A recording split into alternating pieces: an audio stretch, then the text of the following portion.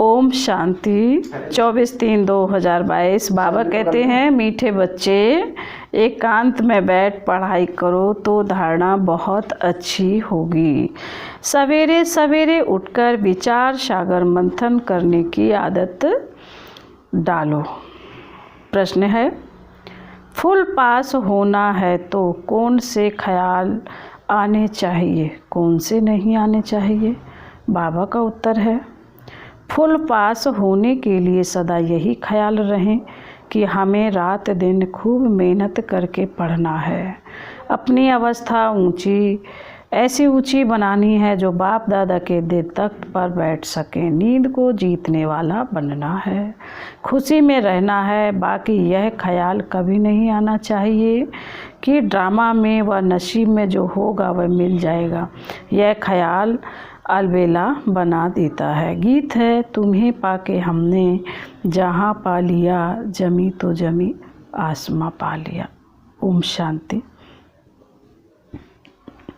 बच्चों ने गीत का अर्थ समझा।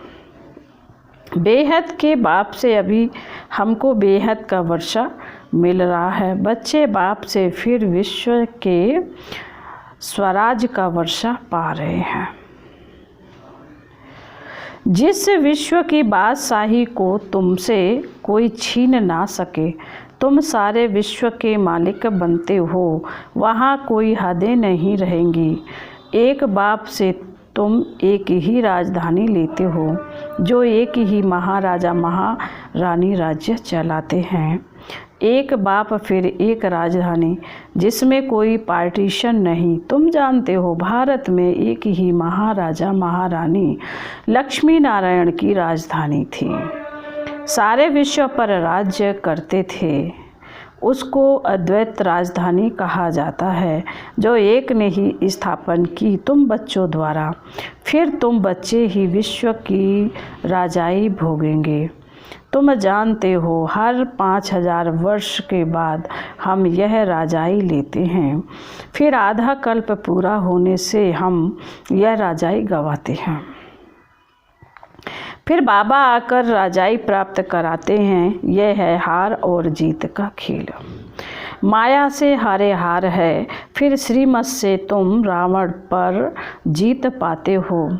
तुम्हारे में भी कोई बिल्कुल अनन्य निश्चय बुद्धि है, जिनको सदैव खुशी रहती है कि हम विश्व के मालिक बनते हैं। भले कितने भी क्रिश्चियन पावरफुल हैं, परंतु विश्व के मालिक बने यह हो नहीं सकता। टुकड़े टुकड़े पर राज्य है। पहले पहले एक भारत ही सारे विश्व का मालिक था। देवी देवताओं के सिवाय दूसरा कोई धर्म नहीं था। ऐसा विश्व का मालिक जरूर विश्व का रचयिता ही बनाएगा। देखो बाबा कैसे बैठ समझाते हैं, तुम भी समझा सकते हो। भारतवासी विश्व के मालिक थे जरूर, विश्व के रचयिता से ही वर्षा मिला होगा। फिर जब राजाई गवाते हैं, दुखी होते हैं, तो बाप को याद करते हैं। भक्ति मार्ग ही भगवान को याद करने का मार्ग है। कितने प्रकारों से भक्ति दान पुण्य जप तप आदि करते हैं। इस पढ़ाई से जो तुमको राजाई मिलती है, वह पूरी होने से फिर तुम भगत बन जाते हो। लक्ष्मी नारायण को भगवान भगवती कहते हैं, क्योंकि भगवान से राजाई ली है ना। परंतु बाप कहते हैं, उनको भी तुम भगवान भगवती नहीं कह सकते हो। इनको यह राजधानी जरूर स्वर्ग के रचयिता ने दी होगी, परंतु कैसे दी यह कोई नहीं जानते। तुम सब बाप के अथवा भगवान के बच्चे हो। अब बाप सबको तो राजाई नहीं देंगे, यह भी ड्रामा बना हुआ है। भारतवासी ही विश्व के मालिक बनते हैं। अभी तो है ही प्रजा का प्रजा पर राज। अपने को आपे ही पतित भ्रष्टाचारी मानते हैं। इस पतित दुनिया से पार जाने के लिए खेवैया को याद करते हैं। कि आकर इस वैश्यालय से शिवालय में ले चलो। एक है निराकार शिवालय, निर्माण धाम, दूसरा फिर शिव बाबा जो राजधानी स्थापन करते हैं उनको भी शिवालय कहते हैं। सारी सृष्टि ही शिवालय बन जाती है। तो यह शाकाहारी शिवालय सतयुग में, वह है निराकारी शिवालय निर्माण धाम में। यह नोट करो, समझाने के लिए बच्चों को पॉइंट्स बहुत मिलती हैं। फिर अच्छी रीति मंथन भी करना चाहिए। जैसे कॉलेज के बच्चे बचपन में सवेरे सवेरे उठकर अध्ययन करते हैं। सवेरे क्यों बैठते हैं? क्योंकि आत्मा विश्राम पाकर रिफ्रेश हो जाती है। एकांत में बैठ पढ़ने से धारणा अच्छी होती है। सवेरे उठने का शौक़ होना चाहिए। कोई कहते हैं हमारी ड्यूटी ऐसी है, सवेरे जाना पड़ता है। अच्छा, शाम को बैठो। शाम के समय भी कहते हैं देवताएं चक्कर लगाते हैं। क्वीन विक्टोरिया का वजीर रात को बाहर बत्ती के नीचे जाकर पढ़ता था। बहुत गरीब था, पढ़कर वजीर बन गया। सारा मदार पढ़ाई पर है। तुमको तो पढ़ाने वाला परमपिता परमात्मा है। तुमको यह ब्रह्मा नहीं पढ़ाता, ना श्री कृष्ण निराकार ज्ञान का सागर पढ़ाते हैं। उनको ही रचना के आदि मदंत का ज्ञान है। सतयुग, त्रेता आदि, फिर त्रेता का अंत, द्वापर की आदि, उनको मध्य कहा जाता है। यह सब बातें बाबा समझाते हैं। ब्रह्मा सो विष्णु बन 84 जन्म भोगते हैं, फिर ब्रह्मा बनते हैं। ब्रह्मा ने 84 जन्म लिए व लक्ष्मी नारायण ने 84 जन्म लिए। बात एक हो जाती है। इस समय तुम ब्राह्मण वंशावली हो, फिर तुम विष्णु वंशावली बनेंगे, फिर गिरते गिरते तुम शूद्र वंशावली बनेंगे। यह सब बातें बाप ही बैठ समझाते हैं। तुम जानते हो हम आए हैं बेहद के बाप से श्रीमत पर चल विश्व के महाराजा महारानी बनने के लिए। प्रजा भी विश्व की मालिक ठहरी। इस पढ़ाई में बड़ी होशियारी चाहिए। जितना पढ़ेंगे पढ़ाएंगे उतना ऊंच पद पाएंगे। फिर नंबरवार कोई तो अच्छी धारणा करते हैं, कोई को जरा भी धारणा नहीं होती है। नंबरवार सब चाहिए। राजाओं के आगे दास दासियां भी चाहिए। दास दासियां तो महलों में रहते हैं, प्रजा तो बाहर रहती है। वहाँ महल बहुत बड़े बड़े होते हैं, ज़मीन बहुत है, मनुष्य बड़े हैं, अनाज भी बहुत होता है। सब कामनाएं पूर्ण हो जाती हैं। पैसे के लिए कभी दुखी नहीं होते। पैराडाइज नाम कितना ऊंचा है। एक की मत पर चलने से तुम विश्व के मालिक बन जाते हो। वहाँ कहेंगे सतयुगी सूर्यवंशी लक्ष्मी नारायण का राज्य, फिर बच्चे गद्दी पर बैठेंगे, उनकी माला बनती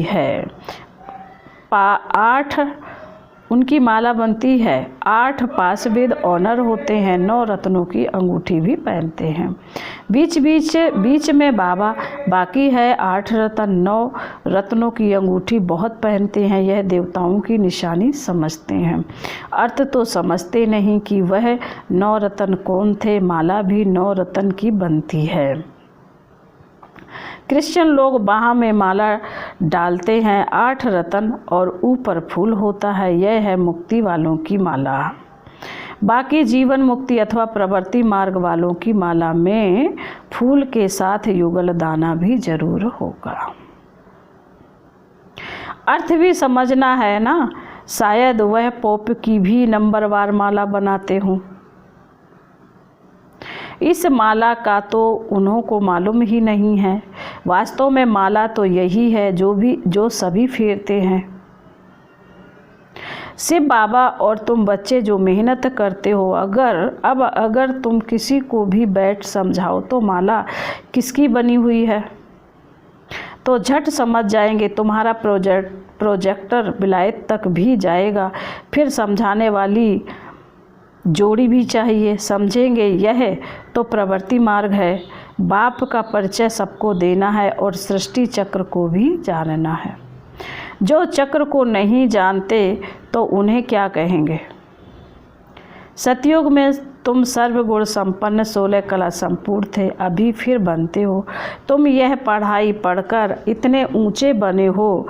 राधे कृष्ण अलग अलग राजधानी के थे। स्वयंवर के बाद नाम लक्ष्मी नारायण पड़ा।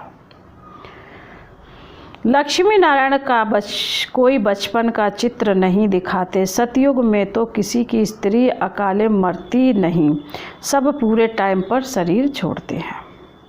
रोने की दरकार नहीं, नाम ही है पैराडाइज। इस समय यह अमेरिका, रशिया आदि जो भी है, सब में है माया का भभका। यह एरोप्लेन, मोटरें आदि सब बाबा के होते ही निकली हैं। 100 वर्ष में यह सब हुए हैं।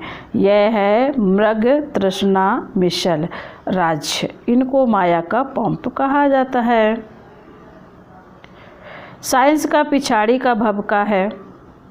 अल्पकाल के लिए यह सब खत्म हो जाएगा, फिर स्वर्ग में काम आएंगे। माया के पंप से खुशी भी मनाएंगे तो विनाश भी होगा। अब तुम श्रीमत से राजाई ले रहे हो, वह राजाई हमसे कोई छीन नहीं सकता। वहाँ कोई उपद्रव नहीं होगा, क्योंकि वहाँ माया ही नहीं।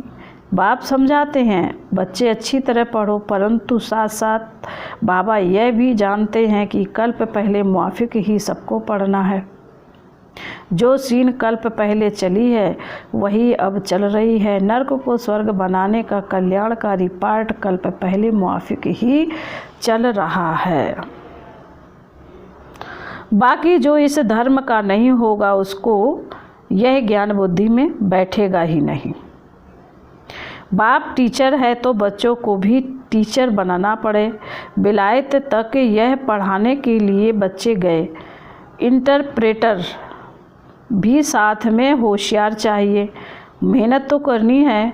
तुम ईश्वरीय बच्चों की चलन बहुत ऊंची चाहिए। सतयुग में चलन होती है ही ऊंची और रॉयल। यहाँ तो तुमको बकरी से, शेरनी, बंदर से देवता बनाया जाता है। तो हर बात में निरहंकारी पना चाहिए। अपने अहंकार को तोड़ना चाहिए। याद रखना चाहिए, जैसा कर्म हम करेंगे हमको देख और करेंगे। अपने हाथ से बर्तन साफ करेंगे तो सब कहेंगे कितना निरंकारी है। सब कुछ हाथ से करते हैं तो और ही जास्ती मान होगा। कहाँ अहंकार आने से दिल से उतर जाते हैं। जब तक ऊंची अवस्था नहीं बनी तो दिल पर नहीं चढ़ेंगे तो तख्त पर बैठेंगे कैसे। नंबर बार मर्तबे तो होते हैं ना। जिनके पास बहुत धन है तो फर्स्ट क्लास महल बनाते हैं, गरीब झोपड़ी बनाएंगे। इस कारण अच्छी तरह से पढ़कर फुल पास हो। अच्छा पद पाना चाहिए, ऐसे नहीं कि जो ड्रामा में होगा अथवा जो नसीब में होगा। यह ख्याल आने से ही नापास हो जाएंगे। नसीब को बढ़ाना है, रात दिन खूब मेहनत कर पढ़ना है। नींद को जीतने वाला बनना है। रात को विचार सागर मंथन करने से तुमको बहुत मज़ा आएगा। बाबा को कोई बतलाते नहीं हैं कि बाबा हम ऐसे विचार सागर मंथन करते हैं, तो बाबा समझते हैं कि कोई उठता ही नहीं। शायद इनका ही पार्ट है विचार सागर मंथन करने का। नंबर 1 बच्चा तो यही है ना। बाबा अनुभव बताते हैं। उठकर याद में बैठो। ऐसे ऐसे ख्यालात किए जाते हैं। यह सृष्टि का चक्र कैसे फिरता है। ऊंचे ते ऊंचा बाबा है, फिर सूक्ष्म वतन वासी ब्रह्मा, विष्णु, शंकर, फिर ब्रह्मा क्या है, विष्णु क्या है। ऐसे ऐसे विचार सागर मंथन करना चाहिए। बाबा कहते हैं अच्छा।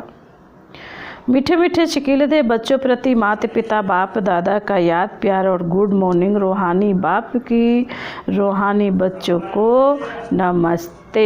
हम रूहानी बच्चों की रूहानी बाप दादा को याद प्यार गुड मॉर्निंग और नमस्ते।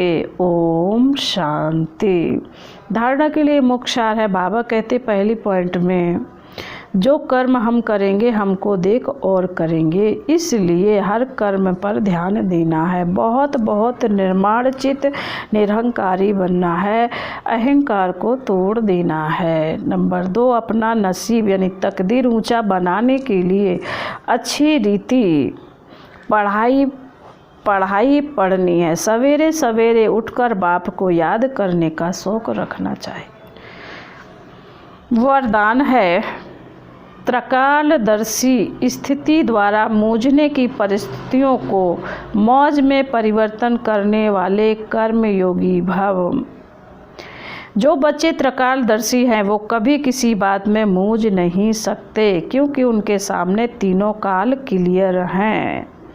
जब मंजिल और रास्ता क्लियर होता है तो कोई मूझता नहीं। त्रकालदर्शी आत्माएं कभी कोई बात में सिवाय मौज के और कोई अनुभव नहीं करती, चाहे परिस्थितियां मूझने की हों, लेकिन ब्राह्मण आत्मा उसे भी मौज में बदल देगी, क्योंकि अनगिनत बार वह पार्ट बजाया है।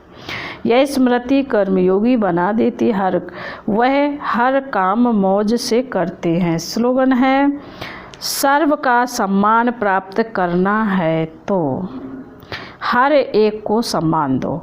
सर्व का सम्मान प्राप्त करना है तो हर एक को सम्मान दो। ओम शांति।